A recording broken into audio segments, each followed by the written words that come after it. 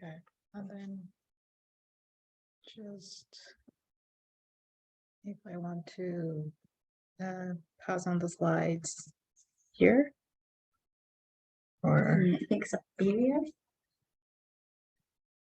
yeah, okay, I'll just scroll. Oh.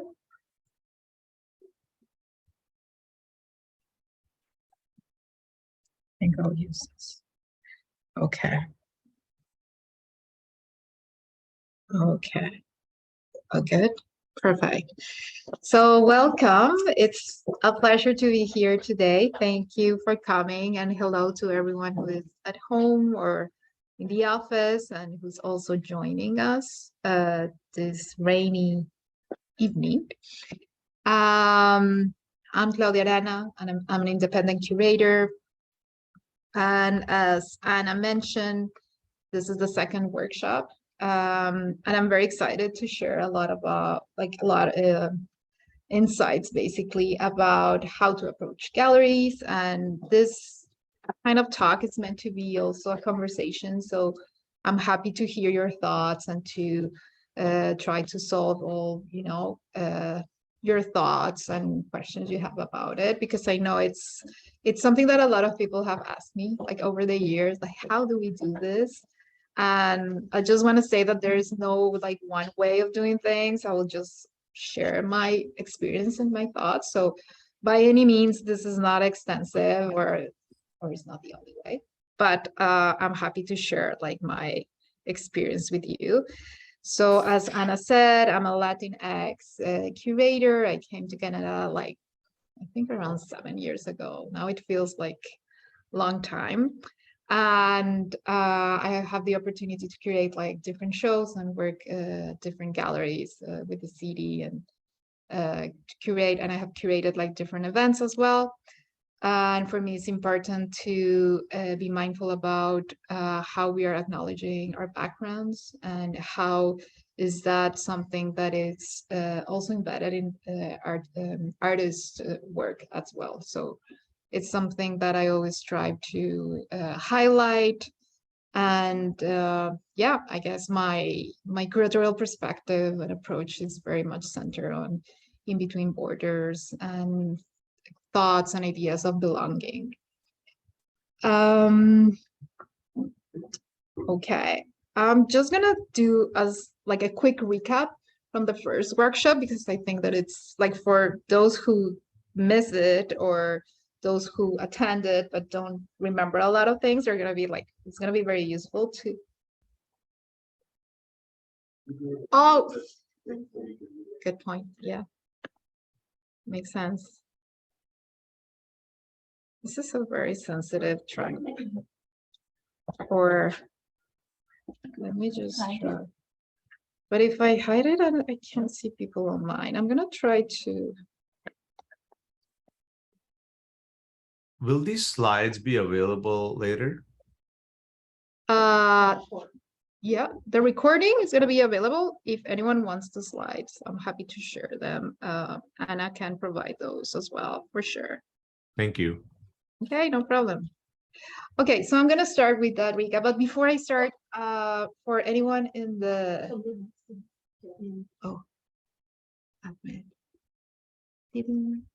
good multitasking. Yeah. Perfect.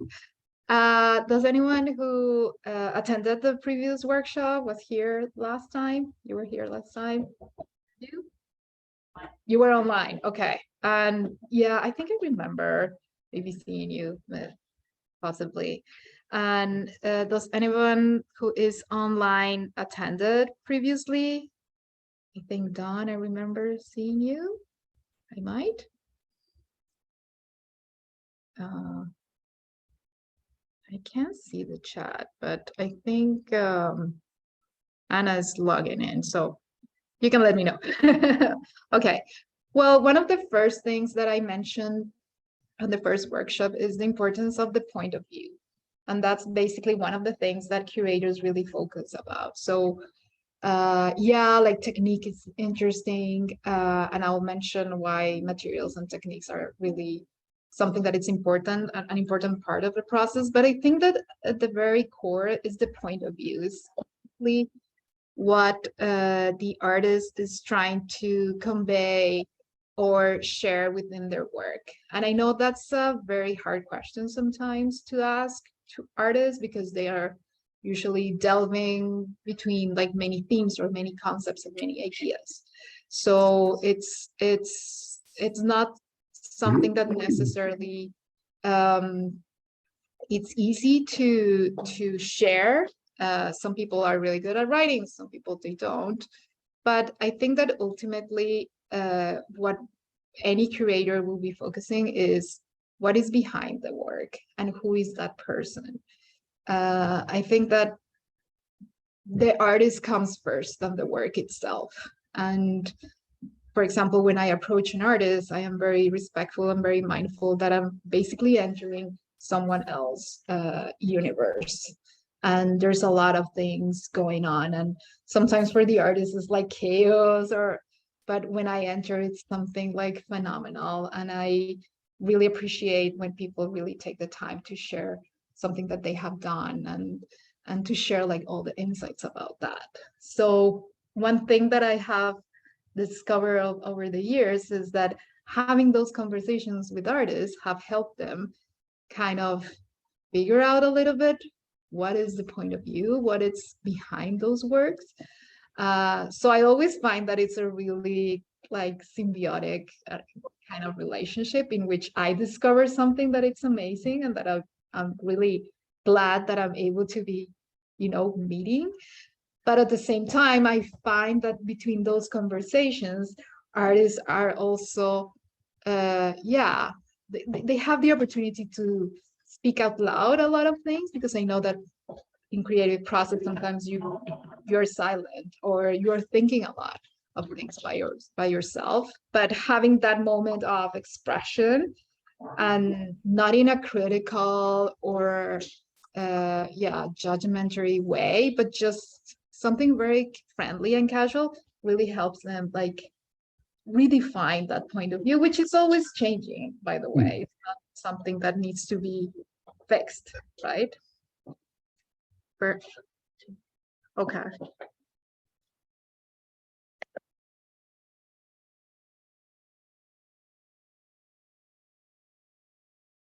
All good? Yes. Okay, perfect. I can keep on Yes. admitting people. Okay, so that's something very important. Materials used, they are important. Like whatever is the medium that you're working with, or the mediums, or the different techniques of the different materials, it is very important to learn why you're using them. I think that there's a connotation embedded in these elements. And when artists are mindful of that, like their work, I notice like it makes so much sense. Because natural inks, I think I was talking about like natural inks and how an artist was struggling to finding those in Canada, because she moved from I think she was from Shanghai. And it was something that it was so at the core of her work that she really like struggled for a couple of years till she finally found a way of bringing those here. Like it's not like something that she could, oh, I will just use this ink because what is available, but it was something that resonated with her own traditions and point of view. So I think that it becomes very special when you learn all those things, and then it adds kind of another layer as well to the work.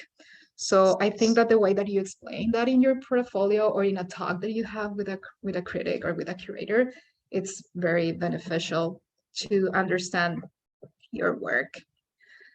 Of course, I mentioned about the creative process. So the creative process is whatever you do in order to create that work. And sometimes that starts with doing research, for example, or sometimes that if you're doing, for example, painting, and I think I did mention an example of abstraction, right? There's a lot of the body and the movement involved within painting that it's usually abstract.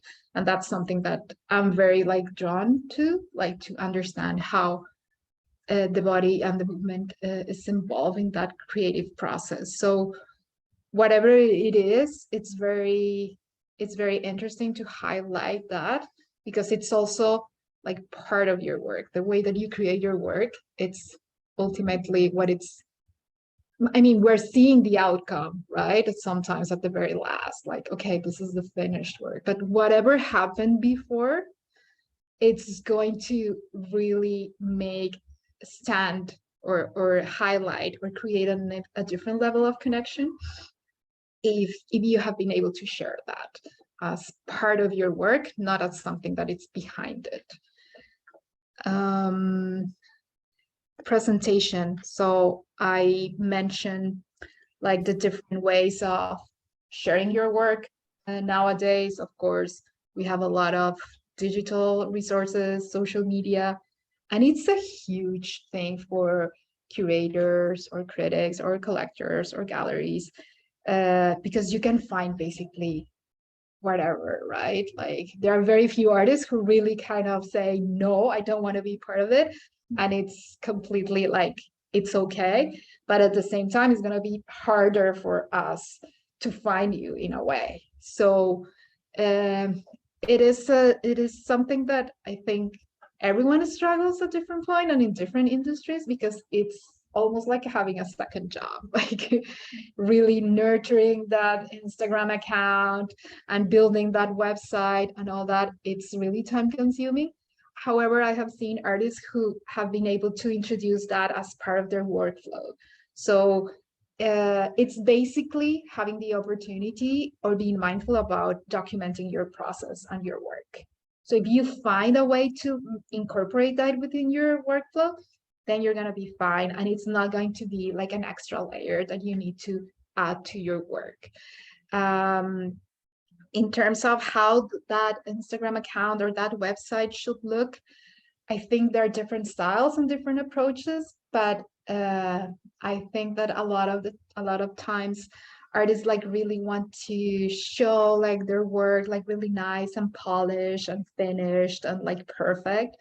Whereas it's more interesting sometimes to see the unfinished work, to see the process, to see the failures, and to see who, as I said before, who is the person behind those works. So even though I find that curating an Instagram account, it's very hard, I think that having a balance between work, like finished work, and process, part of the process, and also something about your personal life that you want to share, it really helps like put together a picture of who you are as an artist, and that also nurtures your work. So when you only see Instagram accounts that are only about work, but they're not connecting with real life, or sometimes it's also like hard to read. So I think to try to find a good balance, of course, respecting privacy and whatever you don't want to share, but that's why I say like curating that kind of narrative, it's something that you could try to introduce yourself in some way. Writing about your work, that's something like super important. And I think I mentioned, and I showed a couple of examples of how it's sometimes so hard to understand what is the work about, because there's nothing like really written on it. And I know it's hard to write about your work, but I find that when people are really just honest and actually they I don't know, like their Instagram or their website becomes like a little bit of a journal. It's super exciting. It's very interesting and helps a lot, like with that reading and kind of grasping that essence of the artist and the work. So even though if you don't feel that you're confident, like you're not confident with writing, maybe finding someone that can help you write about that, it's also an option. Not all artists are good writers or they write about themselves. When you get a little bit more exposure, maybe someone will want to write about your work.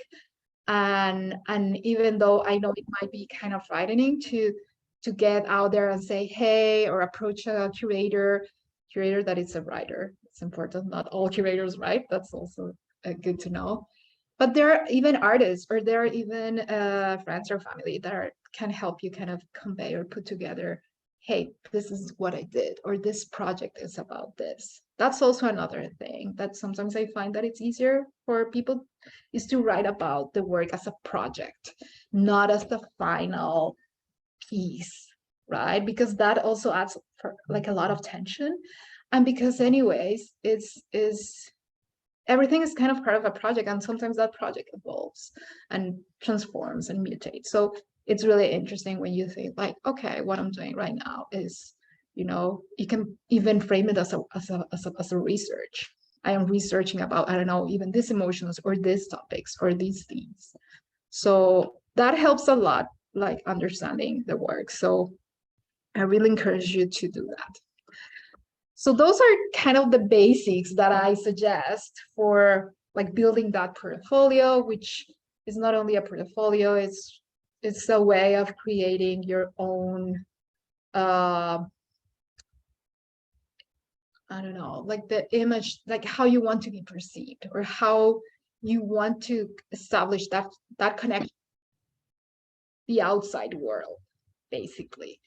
And I think that sometimes some artists are like, because of their personality and their skills, it's just easier for them to just keep sharing and sharing what they do.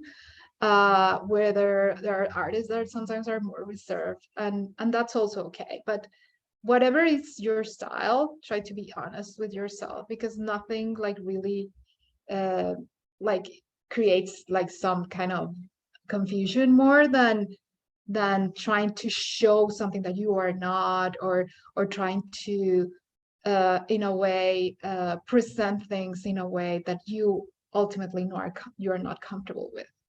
So I think it's just all about being honest and transparent with that. And I know it's not easy because it's putting basically your soul out there. And I know that for a fact that it creates like a lot of anxiety for artists on how to do that. But just being honest about what you're doing on transparency, you immediately start a point of connection with having that in time.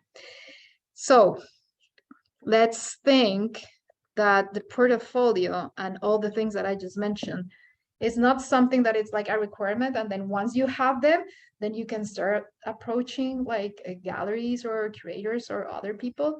No, this is something that it's a process that it's always there, it's always changing. You're always changing your portfolio, you're always changing your Instagram account, you're always redefining your vision and your point of view.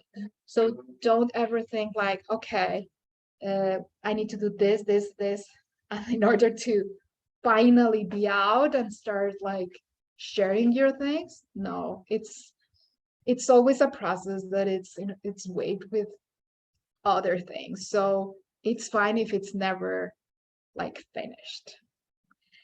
So the first thing that I want to share is I want to, in a way, clear up a little bit the map between galleries, because there are public galleries and commercial galleries. And I know that a lot of artists, sometimes they're not aware of like that distinction. And that's kind of the first point in terms of seeing and understanding how you want to be approached, because sometimes it's not you approaching, but how you want them to approach you. So between public and commercial galleries, the first kind of distinction is the ownership and the funding. That means that public galleries are usually like non-for-profit, and they receive funding usually from the government.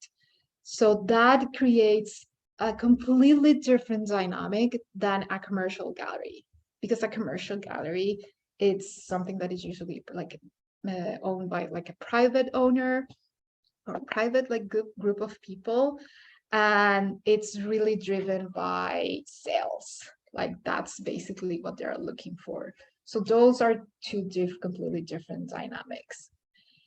The second one will be the mission. So public galleries, they're really striving to promote like education and engagement, and they are usually spaces for critical debates. They invite people to they're thought-provoking, they're really pushing boundaries in terms of techniques, styles, concepts.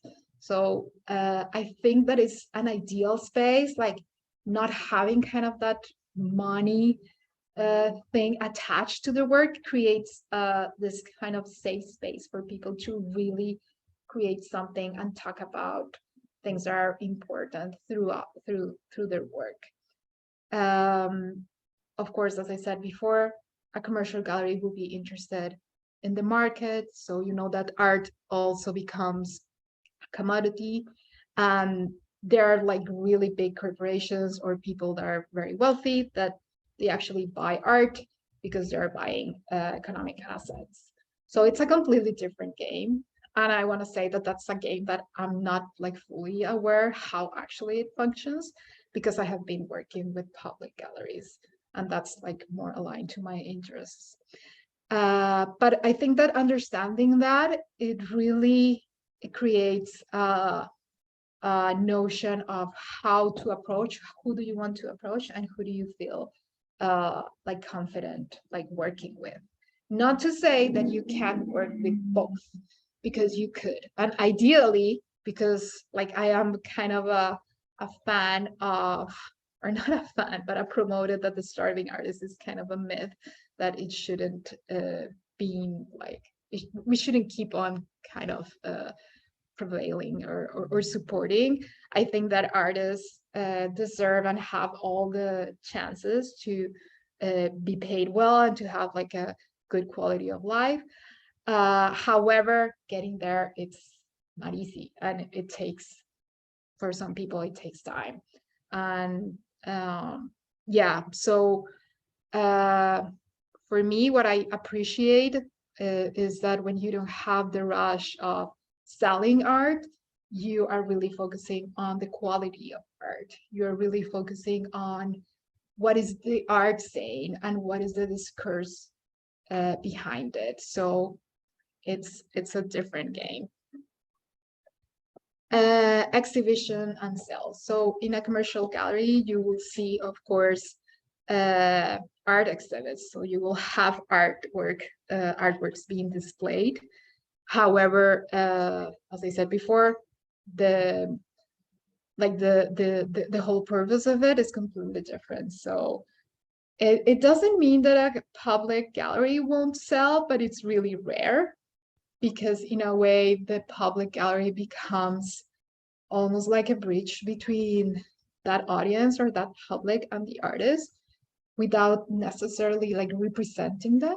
So it might happen that a curator, a collector, a critic, or someone will be interested in saying, hey, I want to buy that piece, right? Some public galleries, by their own mission, they will say, we don't take any commissions on it. They just connect you with the artist. Some galleries might have some sort of arrangement, and I don't know, because they're also investing some sort of time and work on presenting the work, they might have an arrangement with the artist and there be kind of some fees, but it's never going to be the same as a commercial gallery, which is basically a contract. If you sell this work, the gallery gets that percentage for commission, right?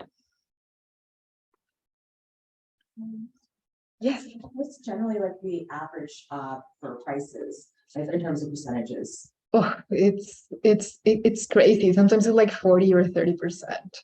They're really high for commercial. Public galleries or the other galleries that are artist run, usually like 20 Depending. they put together. Yeah, exactly. So 30, but a commercial gallery usually is 50. Yeah, they can even go to 50. Like it really depends on. No, it is 50. It Yeah. doesn't go there. It is like Yeah, if you talk to anyone there, they're going to say it's 50%. Yeah. They do all the work. They do all the promoting. Yeah. I mean, it's an investment that Yeah, they it is. do, right? It's So for that. as you said, like you will have your work is going to be targeted to specific audience, specific people. So yeah, I mean, it makes sense, but yeah, like it's really high. It's really high. Accessibility. So usually public galleries are free to the public, where commercial galleries, they don't, it's not that they really necessarily like charge or have kind of a ticket or entrance kind of thing, but it usually by appointment, or yeah, it's like you need to basically inquire sometimes to even get that information, or they might have like a open space where you can come in, inquire, and they have someone there. But they're also like just very private or specific because, as I said before, it's like they're charging and they're taking care of a lot of assets. So it's something that the dynamic is completely different. Yeah, before I move on, because you mentioned can I have your name? Do that. Giuseppe. What's been like your experience with commercial galleries, or have you? They're wonderful. They're open. They promote themselves on Instagram. I think I don't have Facebook, but you could go on their mailing list and they'll usually give an email talking about an opening to a new show. They usually show about once every, I'd say 5 to 6 weeks. So they'll have a show between 5 to 6 weeks, and then they'll close down for possibly a week to rehang, and then they'll hang another one. And if you're on their mailing list, it usually says, hey, we're interested, there's an opening on such and such a day. It's usually a 2-hour event. A number of people show up. I don't know who they are, but it's potential. I don't know if it's potential clients or it's just people that are interested in art. Yeah. So they're actually quite open. There are some commercial galleries that only do secondary, not primary. They're not primary galleries, meaning that they don't have a roster of artists under their own fold. So they just buy and sell art. There's a handful of them in Toronto.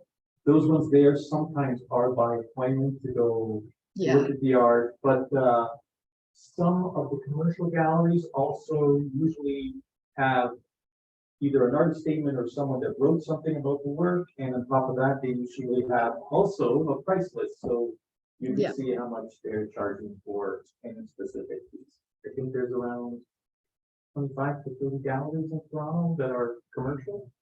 There's not that many that I'm aware of. There are some other ones. Yeah. And then it's a question of what you deem as art.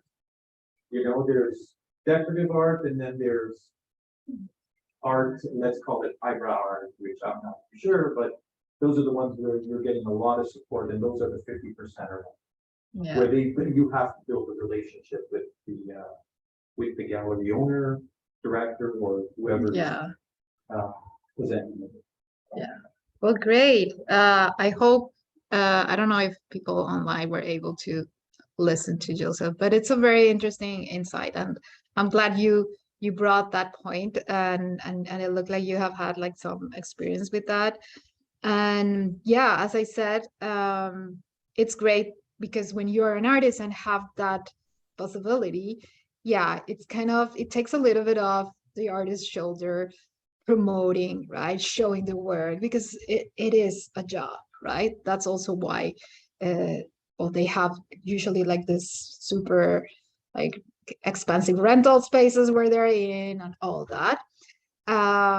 However, yeah, there are also within commercial galleries like other subsegments of how they operate, as you said. But I think that one of the best things that I can advise someone is to start approaching or building those relationships first, like as you mentioned, because usually galleries, they have like a particular, let's say, target audience that they know which type of work they're into. So sometimes it's like they're not going to take you, not because your work is not good or it's not interesting, but it's just because they're approaching a different target with different interests. So it becomes very like marketing oriented in that sense. So I know that a lot of artists who have mentioned, well, I would like a gallery to represent me and to, well, it really takes sometimes, and usually when artists are being represented, like it takes for them kind of years to be there and to stick with those and build kind of that consistency until they open themselves to have like more people or other type of artists between their kind of roster base. So yeah, that's an interesting note. Now, in terms of curatorial, so you will see that even though commercial galleries might also hire curators, more often, and they will put shows like within, for example, a theme, or still I think that the marketing and the sales are driving the whole kind of curatorial concept. But they will still have a curator, someone, as you said, who writes about the work and who present them like in a way that it makes sense also when you're having like different artists or different type of works. For example, if you go to, I don't know, like an art fair or something like that. So yeah, they do work with curators. However, the role of the curator is different.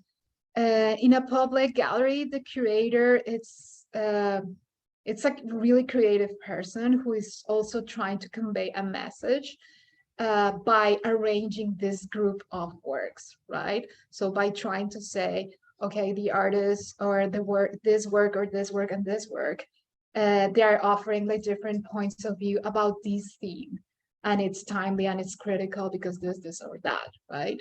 So it's I guess it's also like a very, yeah, I think that the curator really has like a creative approach here, in which there's a lot of research in putting those works together, knowing those artists and making sure that there's a narrative within them without having the pressure of, okay, I need to put this person because this is the one that it's gonna sell. So it's a different dynamic, without saying that one is better than the other.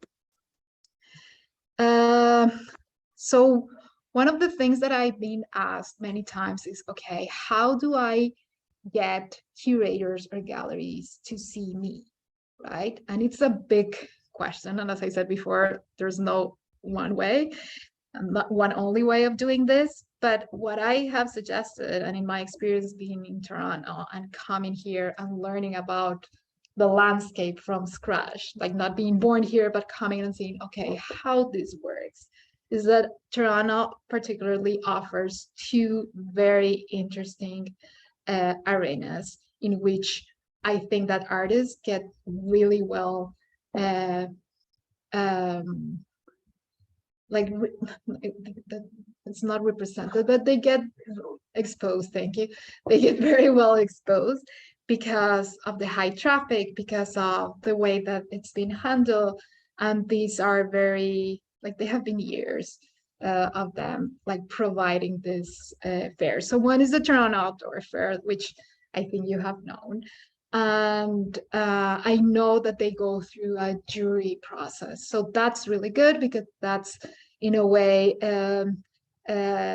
reassures the level and the quality of the works.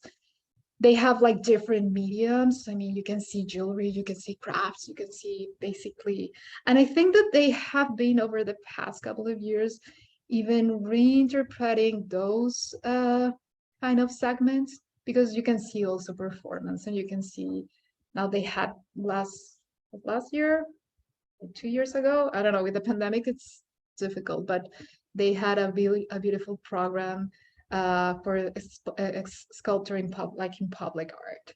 So I am a really fan of the fair. I think that, and I know that also it is expensive. It could be expensive for some artists that are starting. However, they do have different programs. Like I know that they have something for students, and that they have something for newcomers, and that they have they are trying to make this accessible also in a way. But for 3 days or 2 days and a half, you will get a lot of exposure, like in a way that you will never see. And even though you're in a tent, right?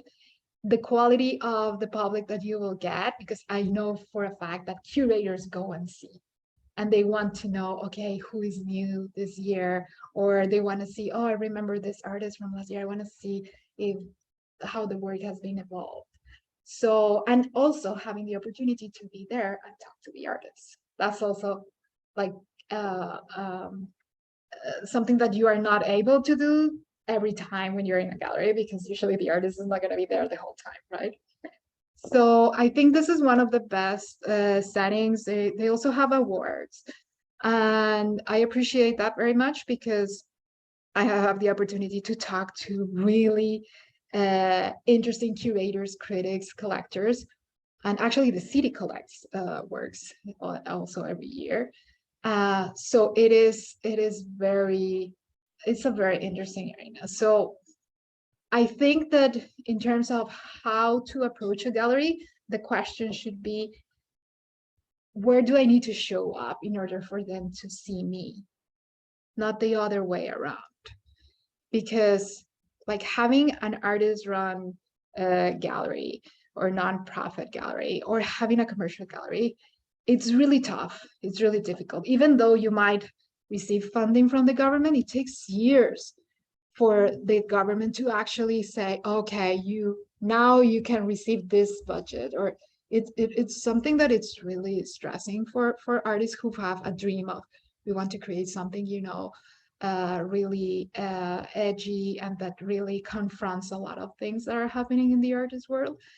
But at the same time, for galleries, commercial galleries is the same. Like if they don't have, until they have kind of that position in the market or have that target audience, it's still a business, and still probably there's an entrepreneur behind it, trying to make it work. So I think that this is a great way of exposuring and showing up your work.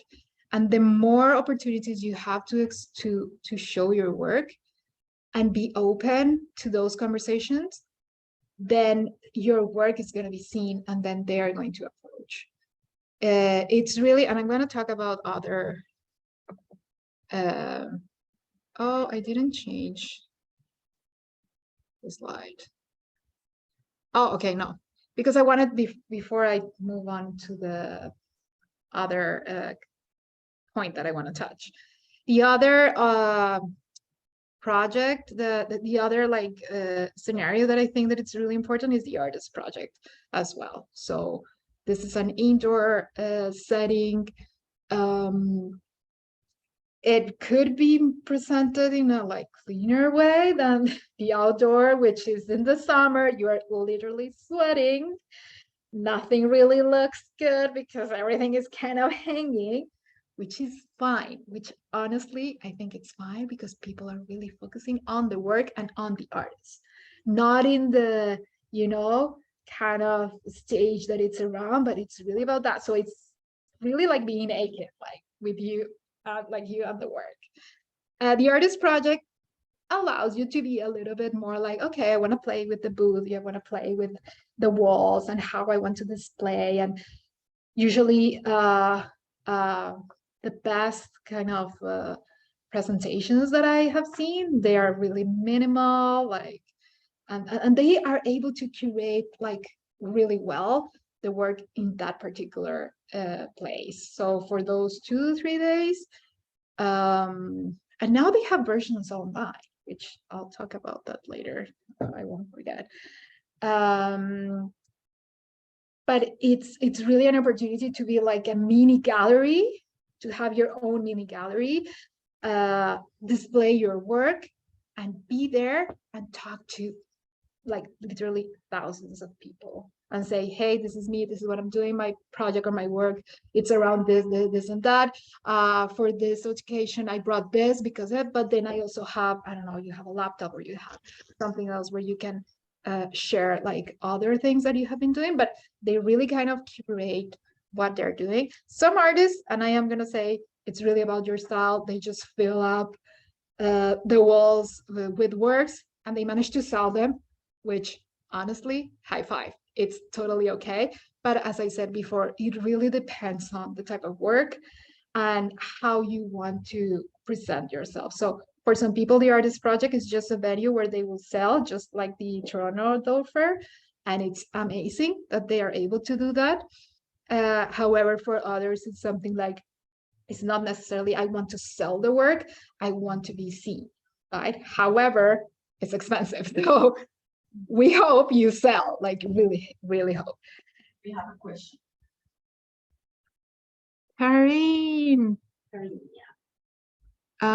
you unmute yourself or should I? Okay. Well, I tried to unmute, but then you mute me, so I put my hand up. So I figured I had to do it that way.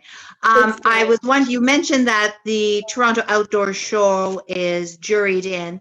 Is the artist project juried in? And also, I just want to point out, you mentioned that it's expensive. I think it's like 3 or 4 times the amount of the Toronto Outdoor. Yeah, it's definitely more expensive, but it also goes through a jury process, both of them. Oh, it does. Okay, I couldn't Yeah. remember. Okay, thank you. Yes, no problem. So yeah, it is more expensive. But as I said, in my experience and the experience of artists that have been there, they all have mentioned it's worth it. Like I have not heard in my experience someone saying, "Oh no, that money went to the church." So if you had the Actually, I've opportunity- heard that they didn't like the show. I've heard that it was Okay. too much money to spend. So I've heard the complete opposite of what you said. I just want to put it out there, so Yeah. there are other views. Yeah, no, absolutely, Karine, and thank you for sharing. I guess it also depends on how you felt during those times and how well you connected or not with the audience that was there. And I just want to say, I completely respect if other people like feel different. I'm just sharing like my point of view as well. So thank you for sharing. So yeah, I think that the expectation needs to be clear from the beginning. If the expectation is selling or the expectation is building those relationships. And not that you can do both, but it's going to be very hard to do both, like in my opinion. Maybe you're lucky and you're one of the few that really kind of be able to, sell and make those connections at the same time. But sometimes you do one, sometimes you do the other. And it's also okay. One of our gallery committees, Mora, she has been a quite I don't know, it's not member, but she has participated in several like Toronto Outdoor Fairs, and it's too bad that she's not here sharing, but I think that she has had like both, a little bit of both, like having a couple of years where she's like was able to sell very well, and then other years where also kind of her work and her vision kind of changed a little bit, and then she didn't have like that much sales, but still a lot of engagement. So you really need to kind of balance that. Just from the experiences I've had with these types of shows, it's also an opportunity to build a list. So anybody who enters your space Oh yeah. and that you engage with, you ask them for their email address and their name, and then you put them on your email, your newsletter, so that you can maintain those connections once you've made them. Oh yeah, absolutely. Like hopefully you will be able to have a newsletter or at least a list of people that you would like to email every now and then when you have new work, and that hopefully it's connected to your website somehow. Yeah, like if you had the opportunity to connect with a lot of people, hopefully you are taking at least an email and a name so you can follow up. So usually people, they carry those cards, and if they leave you a card, make sure you follow up because they are probably like interested and they're seeing a lot of work. But it happened in my experience where it's like, you give me a call, and that's kind of the best thing because that usually translates into a good project or something like that. So yeah, be mindful of that. And thank you for adding that, Loretta. Hope you have that little book where people will. But the thing is the follow-up, that's what I'm not very good at. Is it good? Sending a letter, but you have to write it and, it's work, right? Yeah, I know it's tough. But as I said, it's one way. When you have a commercial gallery representing you, you don't have to like worry about that. When you don't have it yet, or you just choose not to have it for whatever reason, it's important to try to find out a way or think about I know many artists that they don't have a newsletter and they don't even have the time to do that. So I think that it's also because Instagram, it makes it so easier to get in touch, that inquiring makes it a little bit better. So, and if you're posting frequently like that newsletter, it might.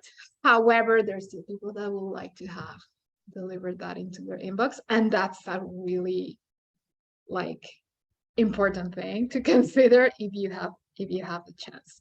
So I'm just gonna highlight these two opportunities. I'm sorry, could I just ask one question before I leave? I'm sorry, I have to leave early. Yes. You mentioned having a website. Now, I don't have a website, and I want to know what you think, if it's important, because in my case, I really would never, the minute I set up a website is the minute it's going to be out of date, because I'm more active on social media than I would be on a website, and it would be a chore. And I know there's quite a few, like, first tier artists who don't have websites. Or Yeah. whatever, so.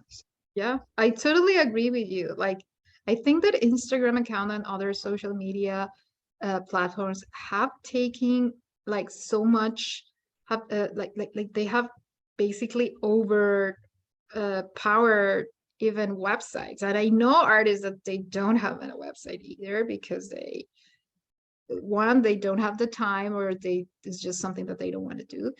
And it's all gonna be outdated, as you said. So if you don't have a website, that's totally fine too. The important thing is to have some sort of channel where you will be able to show your work, show who you are, show your interest, show your points of view, and then you will be fine. The good thing about Instagram is that reaching out is easier. Website is like, oh, I'll have to write an email, and sometimes the contact box thing is like, it's not working because those emails never get seen as much, and blah blah blah. Yes. Hi. Hi. I'm Darka. I wanted to ask you if you could touch on the topic of NFTs at some point. Yeah. Because on my Instagram, I'm getting a lot of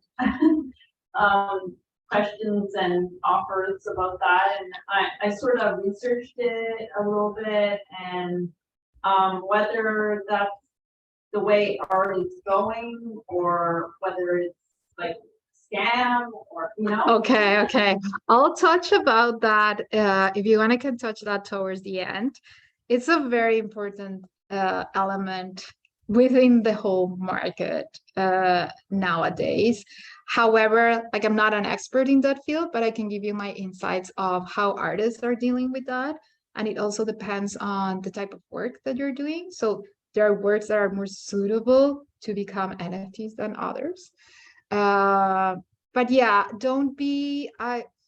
wouldn't be afraid to think that it's a scam like right away, because you're like, that's the perfect place for those conversations and those exchanges to happen. However, it's such a gray area still, and it's shifting so much that knowing exactly what's happening, it's even tough. I think that there have been people working in that area like for years now, but still for many it's like, what's that and how is that working? But we can touch a little bit about that then. Thank you. It's a great question. To add, we will have a workshop for NFTs this fall. Oh, Yeah. by amazing. October. So Perfect. I'll be happy to come for sure. I want to learn more about that. Okay, so I just want to recap saying that those two are very important spaces for, to get your work and to be seen. So if you have the opportunity to apply or to submit your work and showcase in that scenario, it's really good. However, not all artists want to be part of it, or they choose to also navigate different. So the first thing that I will say is apply and try to look out for submission calls. So that's also a really good way of making sure your work is going to be seen by people who potentially will be interested in you and your work. So if it's a gallery, if it's an artist-run center, if it's, for example, the city of Toronto has been like sharing a lot of submission calls, especially for public art. There's been kind of a really big, I think with the pandemic and the fact of being outdoors have really pushed kind of the boundaries of public art. And we have received a lot of funding as well from. Sorry, can you explain what submission calls are? Yeah, so a submission call will be an opportunity for artists to present their work. Sometimes is under a theme or a specific thematic. So for example, here at Arts Etobicoke, we do have a lot of those calls, right? So for example, we are looking for works that in a way represent or delve with this and this type of issues or topics. And galleries, they do that as well, public galleries. Commercial galleries, they don't. That's not of their interest. However, not to say that those collectors or those people, even though they're in different segments, they don't look onto each other. So it happens. And we had a couple of years ago, I don't know, Loretta, if you remember, Saluki from the gallery. Yeah, Oh, she came. yeah. Actually, she did. It was a talk also. She has her own gallery on. Yes. Dundas West, right? Exactly. Yeah. So it's a commercial gallery, which in my opinion, because not all commercial galleries kind of blurred a little bit the line between the mission of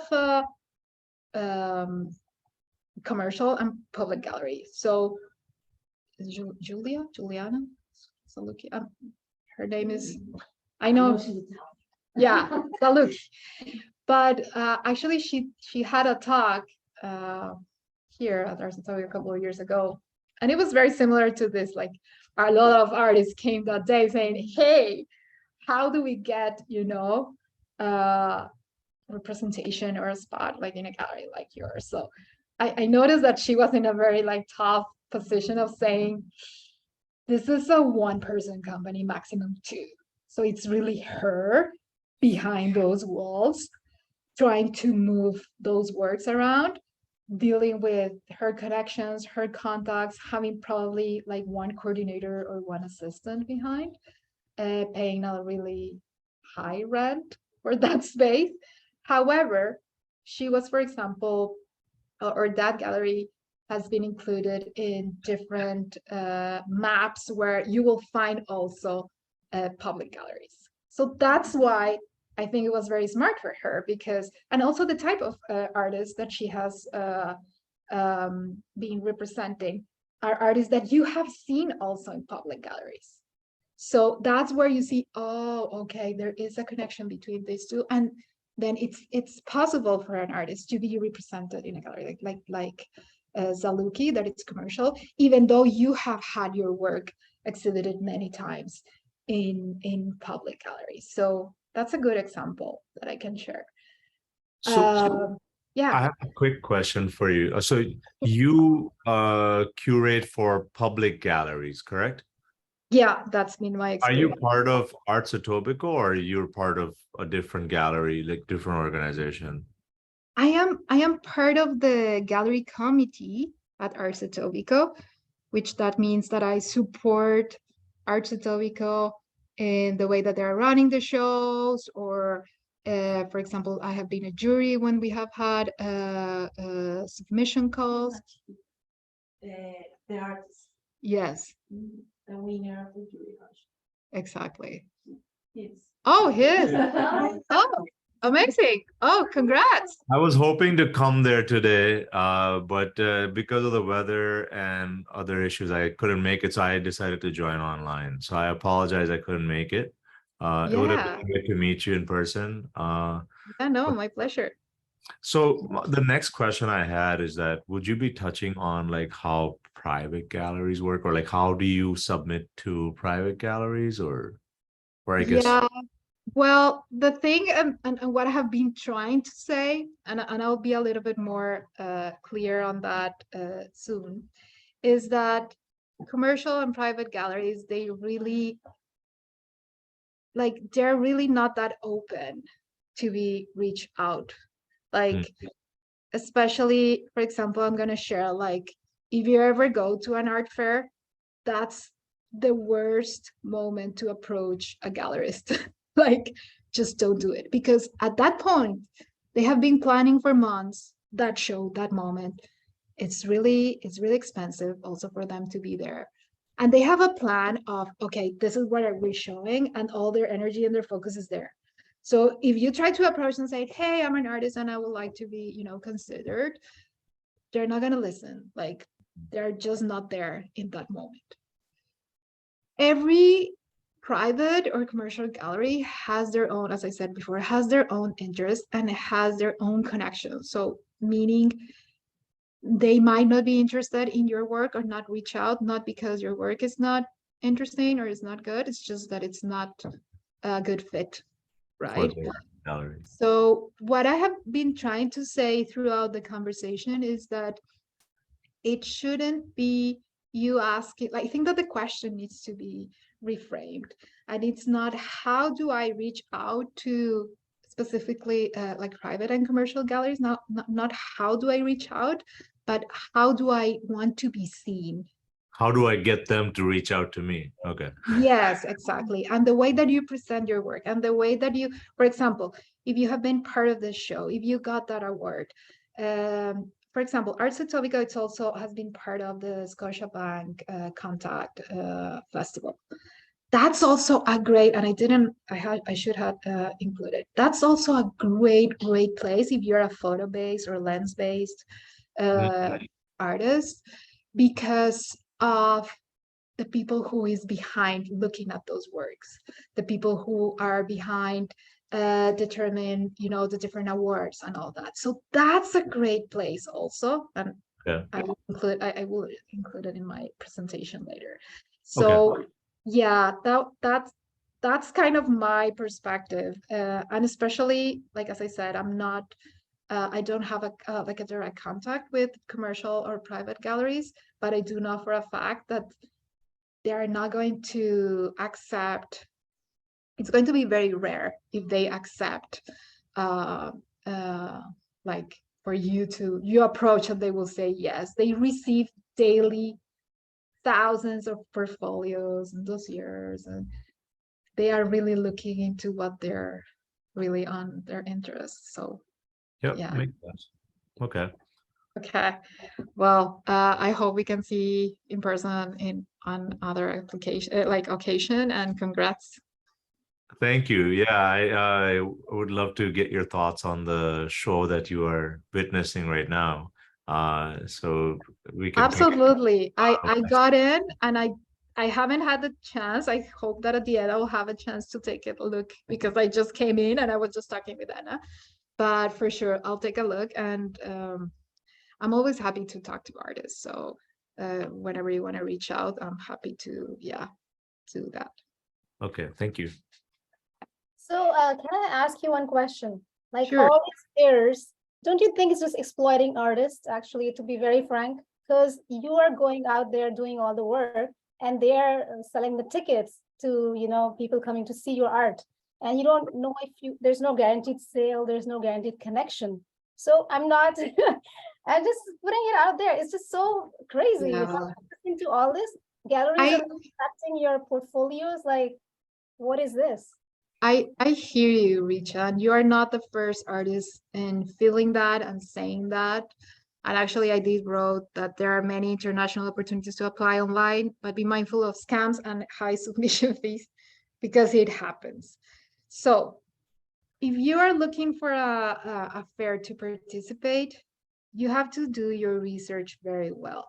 And you have to find a fair or a space that really fits, like, within your interest, what you're looking for, and be mindful of the target audience that place potentially it's, kind of reaching out to. Because yeah, you will find, especially if you go international, like, there are many places and they charge fees. And when I was studying in New York, I remember having a conversation with many artists saying, like, yeah, like you can spend year round like over, I don't know, thousands of dollars just for submitting your work, and then you never got in or nothing happens and things like that. So I guess really kind of respected and positioned fairs or opportunities, they are there, and you have to do your research and be very sure that that's something that you really want to do and that it's legit, because you will find it happens the same with film festival. I was just sharing that I'm working right now at Images Festival, so it's a yeah, it's more like an experimental film festival. And Toronto is one of the places with more film festivals like in the world. And I'm not gonna say that they're not legit, but just like there's so many, you really want to know who is behind it. So are curators behind it? Are filmmakers behind it? Or the producers? Who is behind the festival? Because I know for a fact that Images Festival pays fees for the works. Not all film festivals actually pay for the work. That's something that I'm really not like, I don't approve. I think that even if you're a commercial, artist run based, public gallery, whatever the setting or the opportunity that you're in, you need to pay artist fees. If you're not being paid artist fees, I will start like really considering like not being part of it. Can you- Because, sorry. Can you explain that, or artist fees? What do you mean? Like when you're exhibiting your work, Yes. there should be artist fees, or Yes. okay. Yes. I know that commercial galleries operate different in terms of that because they are already, I don't know if they, you maybe can share, if they can assure some, I don't know, minimum of sales, or because you're still delivering a lot of work, but it's not on my understanding how exactly that operates. But for a public gallery or an artist-run center, you need to pay artist fees. That's something that Is needs there that, what's it called, here's a. Carfax. Yes, we have Carfax. That's something that I know it doesn't exist in the US for sure. Yeah. And it's really about having a minimum artist fee for an artist to come, bring their work, show that work, and being exposed. So even though your work might not be sell, still there needs to be a compensation for that. Otherwise, it gets into a really weird territory of, oh no, you come and you bring your work, and the exchange is exposure, and that's not good. So that's something that, in my It's not opinion, in it's not in the spirit of art, because artists is putting so much into it. Like, just you have to pick yourself up and bring so much positivity to the world. And here we yeah, are dealing with so much, political. I feel it's very political, this whole art scene, And like, I also have a question about galleries. So how do we find local galleries? Is there any link, or we can go to, like, for example, I live in Etobicoke. Is there any link I can, is it totally not okay to call them or propose, give them a proposal? It won't work at all? yeah. Well, public galleries are like a little bit more approachable for sure than a commercial or private gallery. And as I said before in my, here, sometimes they have submission calls. So there's usually an email and you can inquire, you can say, hey, I'm an artist, and they will say, yeah, we do have a juried show coming up and you're welcome to submit your work. And they will guide you through that. Some galleries, they only have that kind of jury or submission call once a year, and then the other ones are basically a curator inviting artists. So it's like by kind of invitation, because they are curating a particular show with, and they have like this artist already in mind. Actually, that's the work of a curator, which is sitting down, putting together that group of people, creating a narrative, establishing that connection with the artist, making sure that the work it's appropriate for them to I don't know, display the work, how the work is going to be installed, if it needs to be transported. Like there's a lot also of kind of logistics, and the curator usually is the one having the contract with the artist. So kind of getting to that arrangement. So yeah, like I think that Arts Etobicoke, it's a lasso. So it's a little bit different than a public gallery because lassos are, they still receive funding from the government. So this is it's a non-for-profit, it's a charity, right? Charity, right? So it is a charity and it's also receiving public funding. So it's a little bit, it's just, and they not only have this beautiful gallery space, but they also offer a lot of other programs and We community. actually have the funding for the programs. And the gallery, we have funding for operating the space, but the gallery doesn't have a budget. It's for the program, so there's like a tricky thing there that, yeah. But that's why here at the gallery, we sell the work and we have a commission to keep the gallery running. That's how we work. But, Yeah. Yeah, it's different than from a like traditional public gallery. So it's a different setting. So they have like their own kind of agreement between artists. Yeah. Can you give a couple? Oh, sorry, I didn't mean to interject. You want to go ahead, Oh, Loretta? okay. I just wanted to ask you about frame shops, because there is a couple in Etobicoke that feature really amazing art.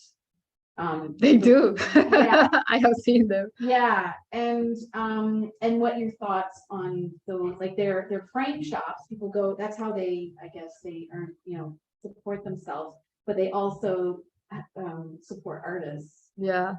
What So kind of I- shops? Frame shops. Frame shops. Oh, okay. Yeah. When they have in the window, like for example, the work, Yeah. like frame, but at the same time, it's like There's original artwork. that's original work there. Yeah. Yeah. Well, to be honest, I'm not 100% sure. That's a good question to know how they make those arrangements. That's something that I'm not really aware of, but I have always thought that it's a great opportunity for artists to display their work. We will have to that's something that I will probably research on, or someone has an idea. Well, just one time I asked a gallery Uh-huh. about that, because they do, a frame shop that happens to have a display in their front window. Yeah. And they said it was the owner of the frame shop kind of decided. So like once in a while, like people come in with like getting things framed and they're like, I really like your work. And they put them in their roster sort of thing. So that's kind of how it works. Well, That that's happened to me once too. really Yeah, it was years and years ago. but yeah. okay. That's very cool. I mean, I think that any non-traditional way of showing your work, I don't know, it adds the layer that could be very well connected to the practice and the meaning and what you are saying. So it's actually, and I think that a lot of public galleries, they have tried to move away from the white cube and not becoming kind of obsolete. And that's why you will find public galleries sometimes in like weird spaces, because they're really also kind of confronting the fact that, yeah, like all this wide space with the works is not the only way. So having, I don't know, temporal exhibitions outdoor or pop-up shows in like, I don't know, buildings that are going to be turned down becomes really political, becomes very exciting and very interested. And I know a lot of curators are really into those kind of things. Especially you will see that a lot in New York, like the weirder, like if it's weird, if it's off, and it's like, usually it's like, oh, it's gonna be hot. And if someone comes and decide that it's hot, well, it becomes the next big thing, right? So that's why I really support the fact that artists take those risks and decide that there might be an opportunity to show their work in a different way, because that really puts them aside. And it's also a way of standing out. Yeah.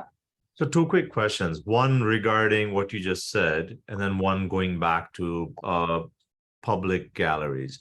Yeah. Regarding what you just said, so someone thinks that, oh, that's really cool, and they blow it up. So who are those, like in Toronto, for example? Like, is it blogs or like writers, artist writers that really can put a spotlight on someone's work? So who are those, influencers, I guess would be the maybe key word, that can help artists project themselves? Are there venues, like, or PR agencies, or, maybe magazines that write about artists' work so that to help project artists, various artists, especially artists of color, into the sphere? That's one question. And then regarding, you mentioned public galleries being different than lassos and then different than commercial galleries. Like, if you Yeah. can name a few public galleries that are like, significant as far as like the quality of work that they show. Yeah, for sure. To go to your first question regarding, can you go back again? Yeah, what I was saying is, like, you mentioned that, for example, some artist decides or a curator decides to like have, Oh, like, yeah. thing is being torn apart, and artist decides to show something, people come and somebody thinks it's really cool, and then they blow it up. Yeah, right? yeah, yeah. Okay. Yeah, I remember what I was gonna say. So I don't think that that a curatorial approach really works that way. I think that curators are creative persons, just as artists. So what I find is that curators really follow artists because they are within their own interests. So course. if I follow, or I'm excited, or I'm drawn to a particular work of artists, I try to establish a relationship with that artist, because I don't see it as, oh, I'm going to take this artist, and I'm going to highlight it, and then I'm gonna have like the I don't know, like I'm gonna be recognized because I found or I saw this. Yeah, I yeah. don't think You're not doing it for that's, selfish reasons. You're yeah, doing it no, I because you don't like the think art. that, I don't think that's the way that it works, because Yeah. being a creator is also very tough, and having like a trajectory and a reputation where people are able to see why are you curating, and what is the type of work and the type of artist that you're looking for and that you're trying to support. Because as I said before, I feel that the curatorial approach is something that really supports, it's a symbiotic way for me. Like, as much as I'm like delighted or being nurtured by the artist's work, I also feel that the artist gets like benefited, like it benefits from the relationship, and benefits from the input that I can bring, right? So having, for example, a chance to write or have a review on a respected like art magazine is not easy, because you really need to leverage, to get there. And when you get there, you are not highlighting something because of your own interest, but because of the point of view of what you're trying to convey as well. No, I understand. So I think that's not what I meant. I guess what I yeah, meant, I think we are kind of on the same page. What I meant to say is, like, for example, right now I have this solo show going on at the Arts Etobicoke Gallery. But, if you don't get the eyeballs, like if you don't get audience to show up and see the work, then it's like if the tree falls in the forest, nobody hears the sound, then does it really, fall, kind of analogy happens. So how does an art, how do you like get more audience onto your work?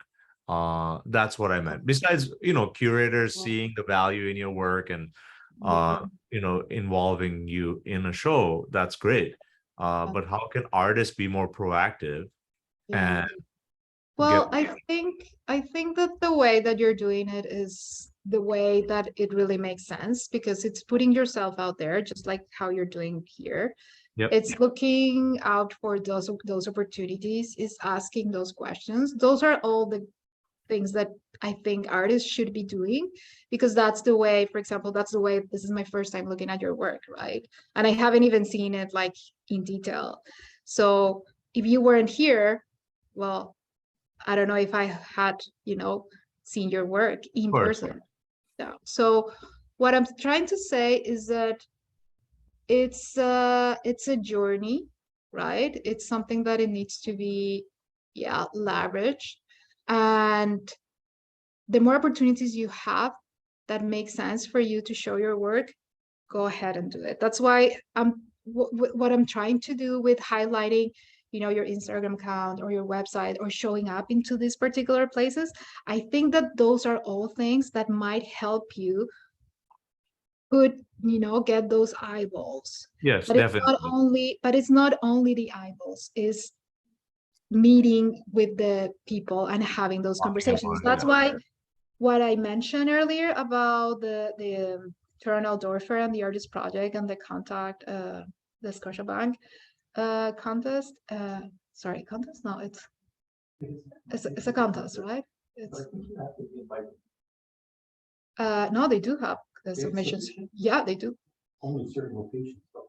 There's multiple locations in the city, right? The thing is that public galleries can apply with projects that they want to submit, and then independent artists can have their work being featured or showcased within the festival. It's they're all juried, but there are different calls at different places.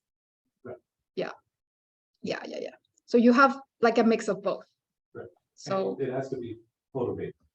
Lens-based, yes. Lens-based, sorry. Yes, photo.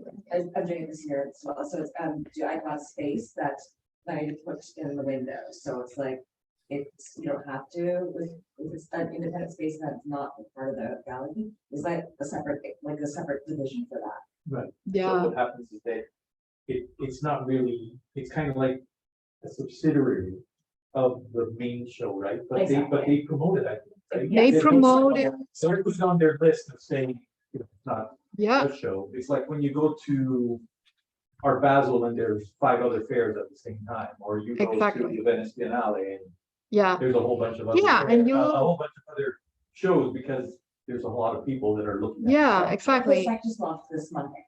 Right. Yeah, Right, so it's.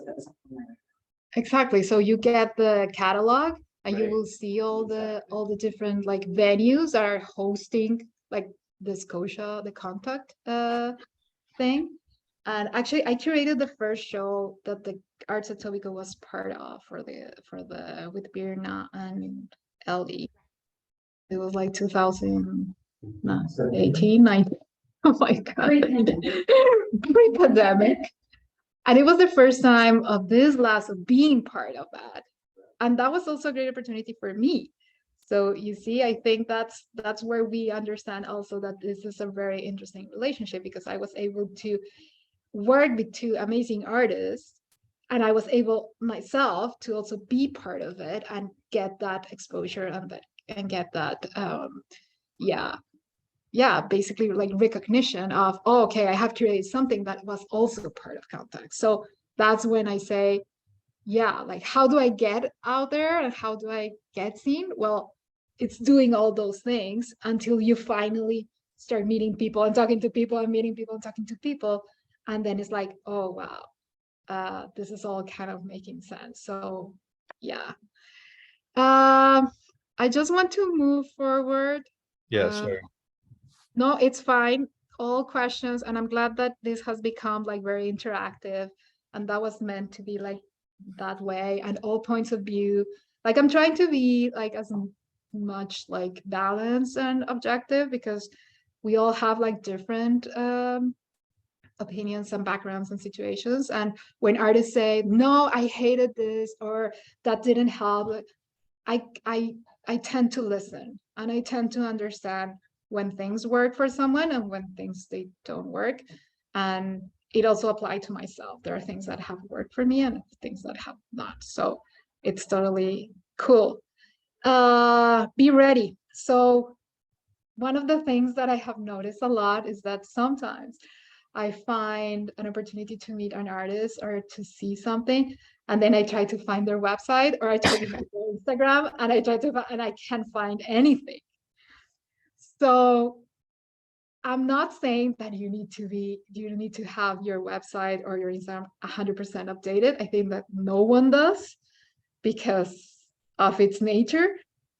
However, try to have the basics. It's basically like when you're applying for a job, right? You need to have your resume ready because when you have the opportunity, well, you want to have like those documents in a way in place. So what I suggest, and even when you have like those kind of creative blocks moment, maybe it's a good time to work on the website. Maybe it's a good time to, you know, take a break from that project and then maybe see, okay, maybe I can reframe this. Maybe I can put this in the Instagram. Maybe I can talk about this, this and that. So when I say be ready, is try to have those things in place and try to talk to people and show your work. I know that sometimes showing your work to family and friends really doesn't make sense for them because they know you so well and they know you, like they know whatever you're going through, then seeing your work might be weird. Sometimes it's not, but sometimes it does. But trying to be out, coming workshops, trying to people do networking, and just trying to explain what you do and establish kind of that flow of the conversation. It's not easy. I can tell you it's not. If you're a curator, if you're an artist, if you're a creative, it's never going to be easy. The more you practice, the more you're confident about that. Yeah. Who is this? That was by my mistake. I Oh. was unmuted and my phone rang. Okay, no problem. I haven't forget about your question related to NFTs. And I'm gonna say that I'm a visual artist as well. And I have always been very drawn to digital and new media art. And NFTs for me are just a universe that I will like to keep exploring. I have done things like personally in which I have played with code and photography, and I have tried to push like boundaries around that because I find that it's something that it's changing, and I love those gray areas. I think that NFTs and that kind of moment where no one knows what's happening, it's the perfect scenario to create things. However, in terms of the market, I can tell you like not much. Like I know it's something that it's fluctuating, it's very volatile. Like people have invested a lot of money, but at the same time they have lost a lot. But it looks like it's coming back, and it looks like it's not really dying. It's something that it's gonna keep growing. The fact that an NFT, it's basically a digital kind of commodity. It really makes a lot of sense with with everything that it's happening in the world, with, you know,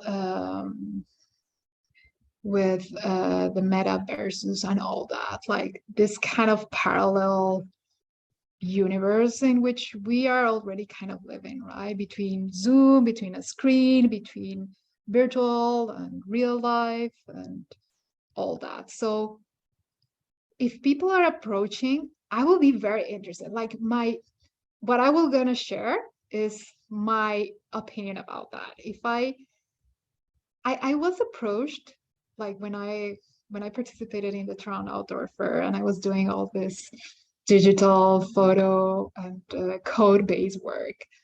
I was approached to someone that was interested in buying one of my works, even though at that moment the word NFT wasn't like really around.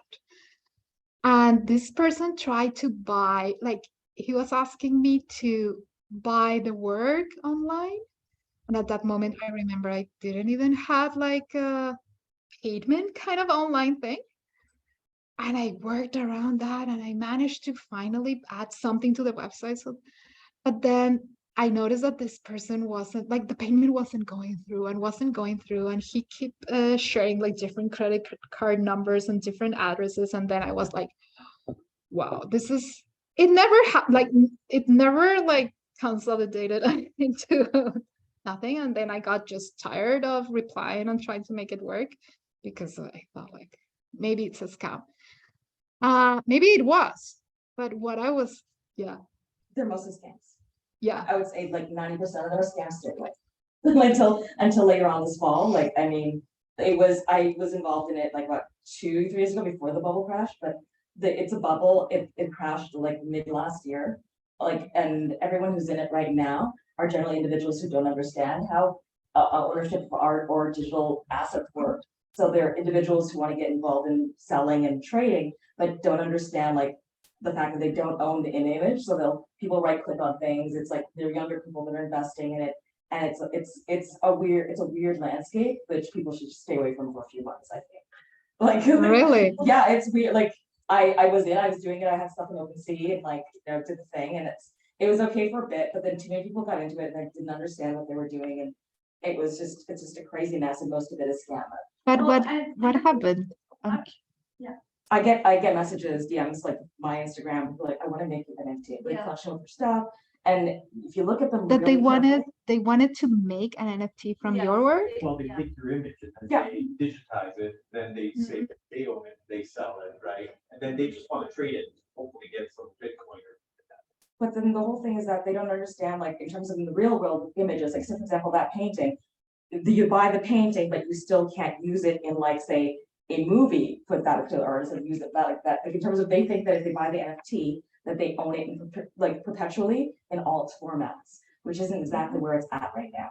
But eventually it will be. It's gonna be awesome, and I'm very excited about it, but it's not, it's at the Wild West portion where there's a lot of carpetbaggers out there trying to take money, and it's just, yeah. But how will you be scammed?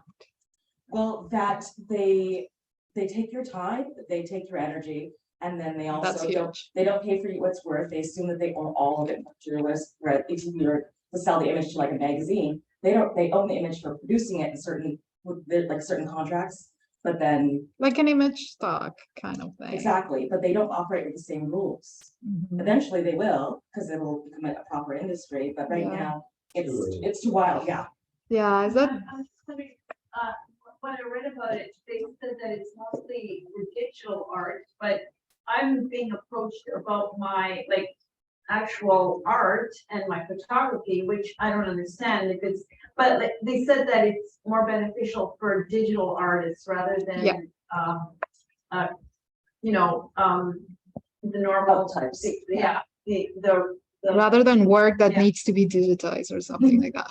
yeah, so like I don't, Do you work with photography or digital art as well? no, I don't do digital. I just do photography and just Okay, just regular art, like art, acrylic and watercolors. okay. Well, I'm very excited always to hear about like all these thoughts, because yeah, like one thing like is like I will never give my information or I will never pay anything online to these people. That's the first thing, right? Having conversations, wasting your time, which it's very valuable. Time is everything.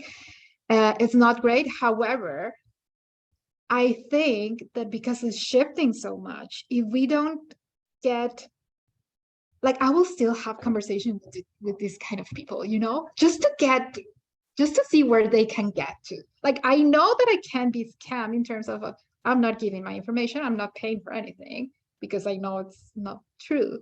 But in a way, when it happens, how do we know it is happening?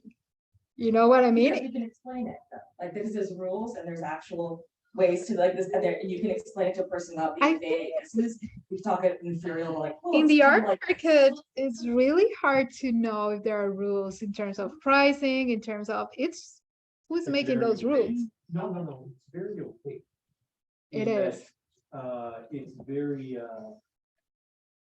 heterogeneous. I mean, like, there's curators, there's art galleries. Oh, there's yeah. Public spaces, there's NFTs, there's a whole bunch of stuff, but there really are no rules, and a lot of, like, I mean, there's a lot of international art that's being used as a business to transact in assets, as you mentioned, and it's because of that fact that there are no rules, and you may be right, at some point, NFTs could have a push, but we've already seen where they did get a push, and that was the push of novelty. Oh, yeah. Now it's a question of, can it establish itself?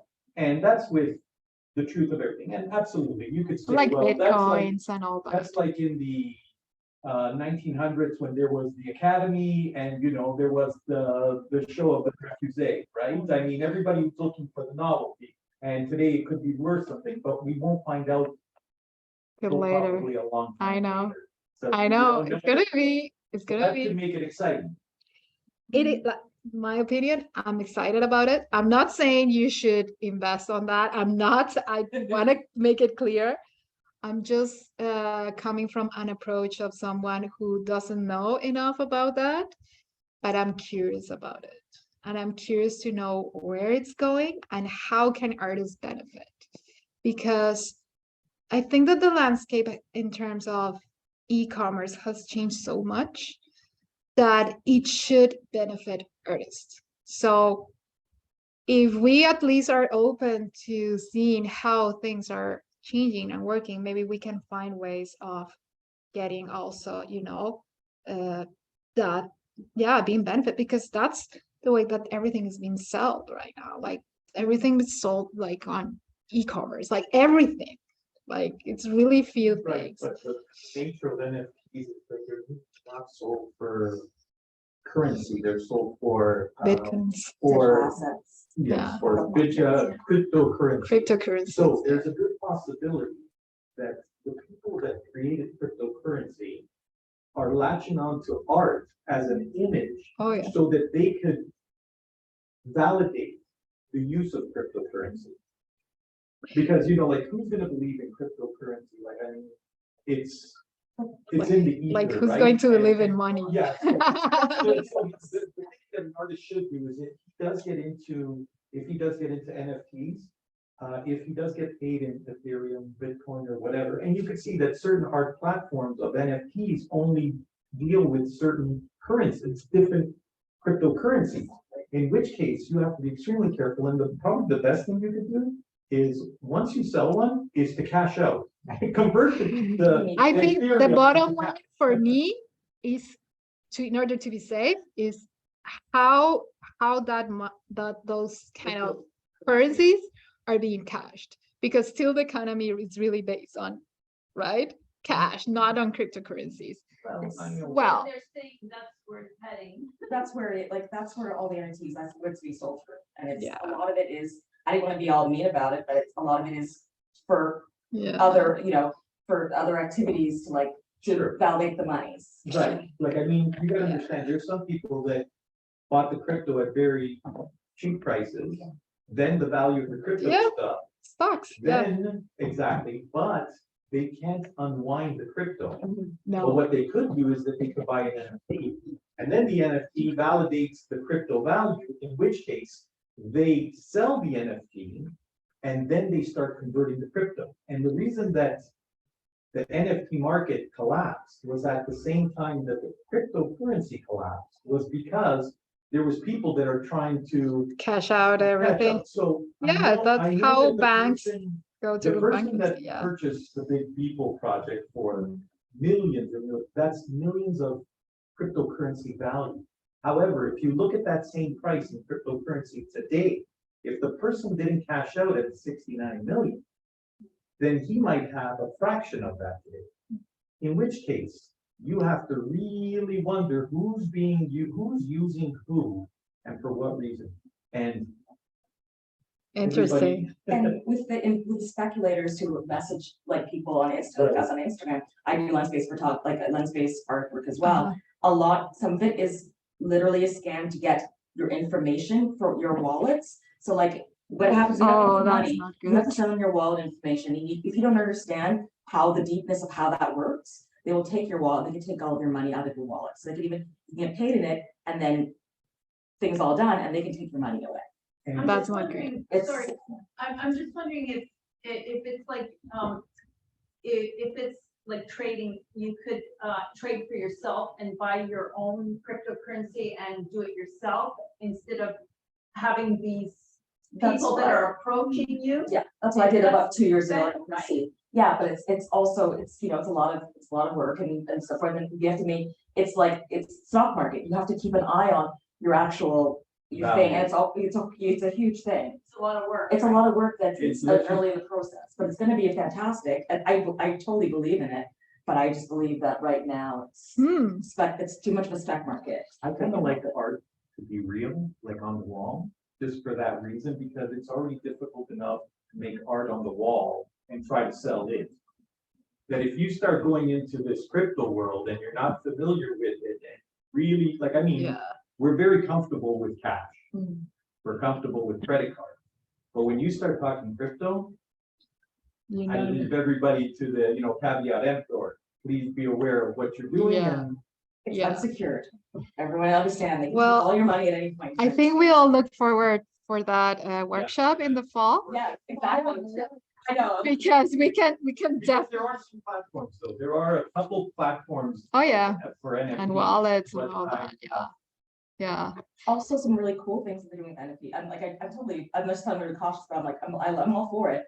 Is that it's not the artwork for those things, it's the receipt. People need to understand, it's like a paper receipt that you have, but the blockchain is. Yeah. It doesn't mean a physical thing, but then some people can make it a physical thing. So you can actually buy, say, for example, that painting, and you also get the NFT with it. So you could also have the rights to do whatever you want with the painting and the image in future. So that's kind of thing. It's Sorry, really do you neat. actually have the painting? or You just can, the you image? can, but you can't. And then in future, I think that's gonna be cool, is that perhaps the painting includes the NFT, and then you can also do things and with it. That's what probably, makes it most likely, that work is gonna be available in a virtual realm. Mm. Right. That's, I think, that where a Mm, lot of things are going. Like, you're gonna be able to display the work in your living room. Like, remember when I don't know if you saw that cause application where you were able to have like a sculpture of cause Oh. in your living room? You Right, ever did yeah, that? yeah, the augmented Yeah, reality. augmented reality kind of thing. I think that a lot of that is gonna happen in terms of, oh, this is the NFT that I have, and then you're able to play with it in an augmented reality. We're gonna have goggles like soon. So I'm just saying it's very curious. I'm not an expert, and I would never kind of advise anyone on this, I'm not sure. The but power plant or Mocha. Mocha is doing the augmented Mocha. stuff where you could go to Hyde Park or something, or certain locations. And with the app and the phone, you will see. yeah, and Arts Etobicoke has Yeah, we hosted did it. many yeah, yeah. things, and mural, interactive You mural. You also had a workshop actually about Yeah, 2019. I think, yeah, With, yeah. with the non-vision. Yeah. That from Friday. did work at the AGO. Yeah, Yeah. They had. did. New you had to work at Blanche. the AGO, but- remember New Blanche during the first lockdown? That everything was augmented reality, and that was really good. Yeah, I think it was a weird moment, but they were able to pull something very interesting that year where everyone like was really kind of locked out. I went to a virtual reality exhibition in Montreal. And it was so cool. Which one? The Cadaver Exquisite Corpus? No? I can't remember the name of the gallery. It was P. a public gallery. PHI? Yeah. Yeah, right, they right. do. They're very like tech based. Yeah, it was so cool. It's Although amazing. my husband he started to get seasick, like he couldn't. But Yeah, I went to see one there, and they have Maria Abramovic. It was really good. And it was the first time that I was in a show where all the works, where you will see people just connected in the goggles, Yeah. and the goggles were hanging from the Yeah. ceiling. And I think we saw the so same. cool. They did. Yeah. It felt like you walked into a like the holodeck, you know? Yeah. The grids. It's like all the rooms. that Grids, and were then grids like and the- spots of lights, and then it was very like sci-fi kind of movie kind of thing, but The artwork, like in the virtual spaces, was amazing. yeah, I think The animation. Olar, what is the name of this? Hola, Oh my yeah, goodness, but the rainbow. You remember the rainbow? Well, I can keep on talking about like cool augmented reality works, but before that, I want to see who is still online. It's Richa. I'm Hi. still here. I have a question, Claudia. Yes.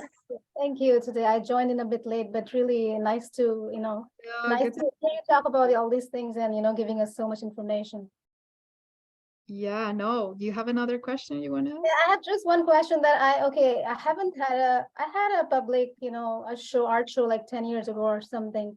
And if I really want to just have a gallery show, and you said it's not really like, it's not really possible. That's what I'm hearing. And the good way to go about it is to actually have, go to the fair, which is also competitive. So I'm not sure if I'll get in or not. So is there any way which is like non-competitive, I would say, and okay, I'm paying money, fine, but not too much money, which is in reasonable amount, So yeah, I'm finding it's actually really, I'm finding it's like a no exit street. What I meant, and I hope that the message kind of, I don't know if it came like across properly, but what I meant is that for an artist to have like a solo show in a commercial gallery, like it's not something that it's doable by reaching out to the gallery. That's what I meant. Okay. For public galleries, however, you could submit your work when they have called submission calls and opportunities where you can apply and submit your project. That's also an option. And the art fairs, for example, Etobicoke had an art fair as well, which was amazing. Like starting with those points are really kind of a good idea. I'm not saying it's not possible. I'm saying it kind of takes time, but it's a really good experience to put yourself out there and to have those opportunities where people can see your work. Are there any magazines where I can actually give my work in so it gets around and, are there any art magazines in Toronto that accept the work, artist work? Magazines operate similar to like a public gallery or commercial gallery, where curators and editors and publishers are also looking for work or artists or exhibitions that follow the theme that they want to kind of pursue for that edition. So I also know, but they are open to receive, for example, C Magazine, they have like a call where you can submit your work and be featured like within the middle of the magazine. I haven't seen it in the past, in the last issue, but they do have invited artists where you can submit your work and have that kind of feature within the magazine. So what I would suggest is doing kind of that research, and I hope like those, like venues like the Toronto Outdoor Fair and the ones that I mentioned could help you put that together. Also, I want to mention Akimbo. Akimbo. Yeah. AKIMBO. Yeah. You see, one of the things that I use so much, and I think that sometimes it's obvious for artists to look for it, but it's not. I remember when someone introduced me to Akimbo and said, you just need to subscribe to all of it. And the moment I did this, like my inbox was like, and I was like, whoa. But what you could do is just have to go there, filter for calls. Oh, yeah. And then you could Yeah, get every call for submission over the next 3 months. or- Yeah. Also- No, yeah, you can do. I learned it later. Yeah. I found personally, like looking in the past, look for the previous year, because you have an idea of what shows were happening when, so we could have an idea in advance of what the submission times are. That's really I helpful. remember when I was like new in the city, like, oh, this happened, and I didn't even knew, like what you just mentioned, the deadline for contact just closed and things like that, and the deadline for this show had like, if you go back at least 1 year, I think that last year and this year, a lot of dates have changed for many. Like I remember the artist project being like closer to January. Yeah, and then now they're This next. No, next oh, yeah, week. yes. Oh, and you decided to come. I got kicked out for some Oh. reason. Again. I thought that. I'm not too far, so I got. Okay, well, we're still here, as you can see. There's also another avenue, if she's interested in not necessarily competing.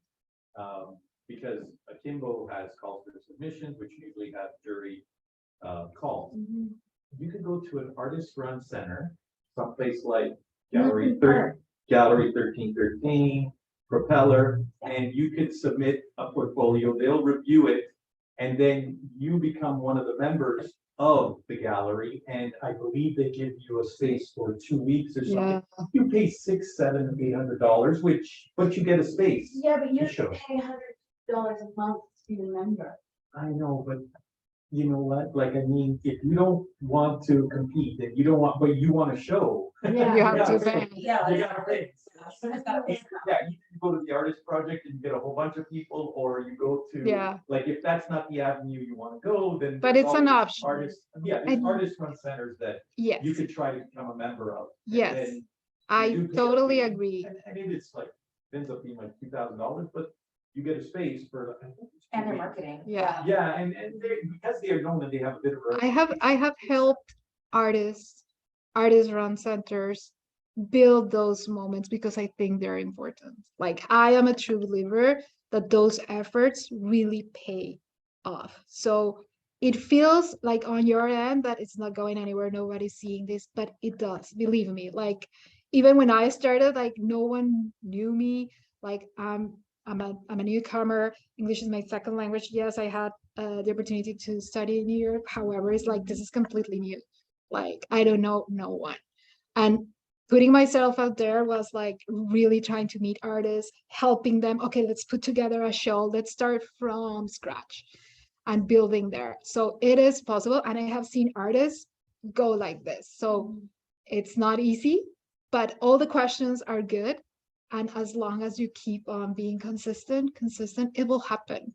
The market is so big. Like that's something that sometimes we don't know, and especially now with Instagram and with TikTok and all these crazy algorithm, is that the spectrum is so big. Someone is going to be interested in your work. I can guarantee you that. And if you want to get into specific venues or scenarios, okay, you need to leverage in order to get there. So it is possible, but Can I ask you what you guys were talking about? Because I walked in. we shift the conversation a little bit to NFTs, and I Okay. think that's where you left.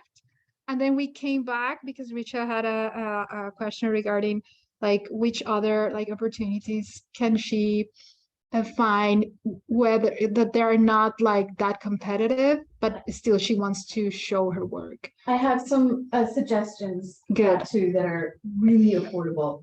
Toronto Public Libraries Yes.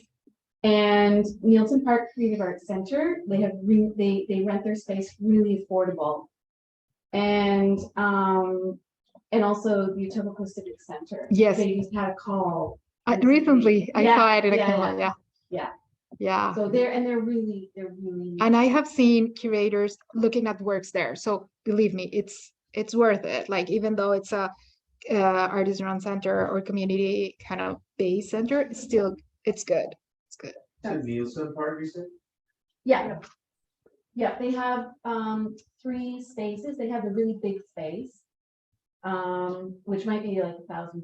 It's a huge space. And then they have a hallway, which I think is about $400. And then there's another, I think it's like a wall, which is also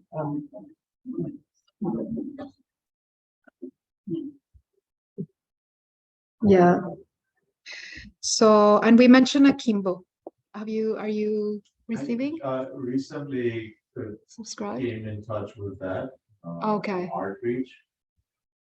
Okay. I guess it's like a newsletter. Yeah, it's basically like Akimbo, you will subscribe to their newsletters, but Yeah. it's a great way of learning about opportunities, learning about galleries, learning about, they also have many things and programs that are the city is offering. There are a lot, so keep receiving those. They also have like all the same site, they have like a lot of spaces, so like you mentioned like the civic centers, like a lot of the civic centers in the GTA and so forth, they'll put calls out for like just to decorate their walls. So it's not a juried thing, you can actually just submit, and I don't think, I'm not sure if they actually pay artist fees, but you get to hang in like a town hall or something like that around the province. That's not. Yeah, frequently, yeah.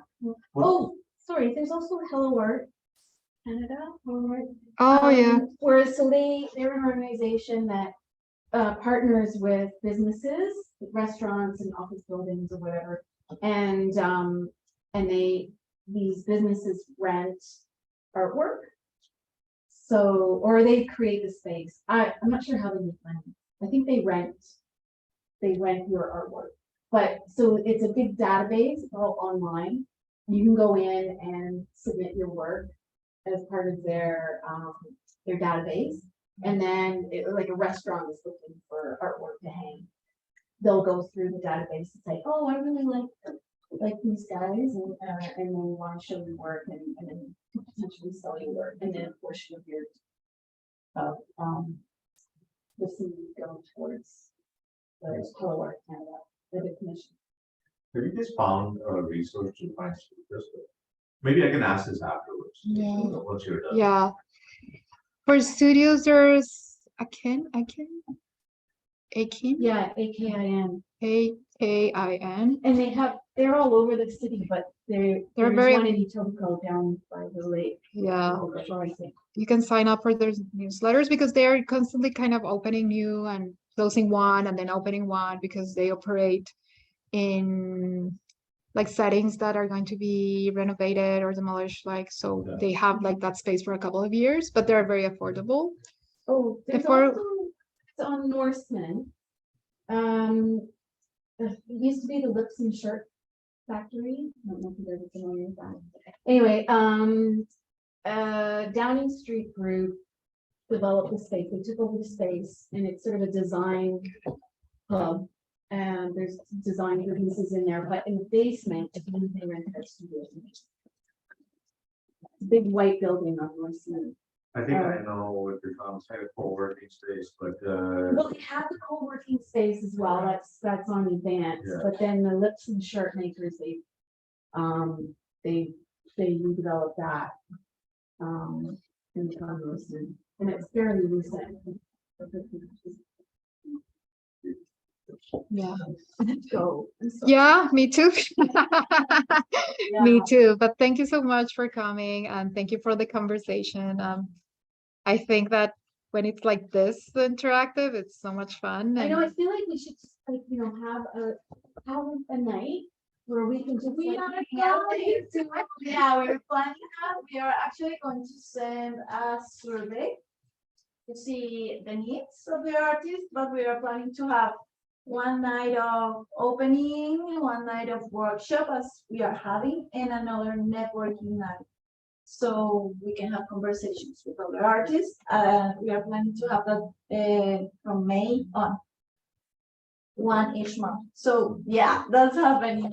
And thank you so much for coming for the conversation, and thank you, Claudia. No. It was amazing Thank you. conference. No,